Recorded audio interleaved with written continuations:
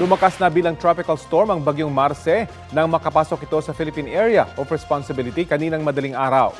Base sa 5 a.m. bulletin ng Pag-asa, namataan ng sentro ng bagyong Marce 935 kilometers silangan ng Eastern Visayas.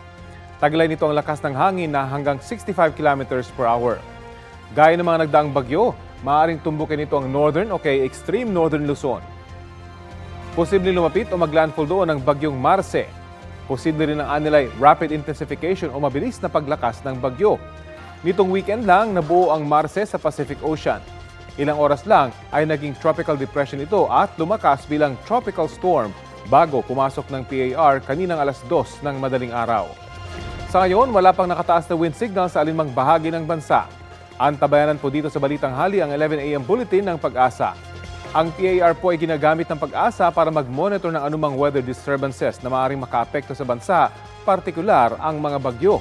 Nasasakop ng PAR ang bahagi ng Philippine Sea at Pacific Ocean, kasama ang island country na Palau, ang bahagi ng Sabah at bansang Brunei, bahagi ng South China Sea at Spratly Islands, at ang bahagi ng Okinawa, Japan at buong Taiwan. Ang pagmamonitor sa bagyo kahit kapapasok lamang ng PAR ay mahalagang tungkulin po ng Pag-asa para maagang mabigyan ng abiso o babala ang ating mga kapuso sa paparating na sama ng panahon. Sa mga susunod na oras, maaapektuhan na ng trough o extension ng bagyong Marce ang Eastern Visayas, Bicol Region, Aurora, Quezon at malaking bahagi ng Cagayan Valley Region. May umiiral namang northeasterly surface wind flow sa Batanes at Babuyan Islands habang makaasa muli sa mga local thunderstorm ang iba pang bahagi ng bansa kasama na po ang Metro Manila.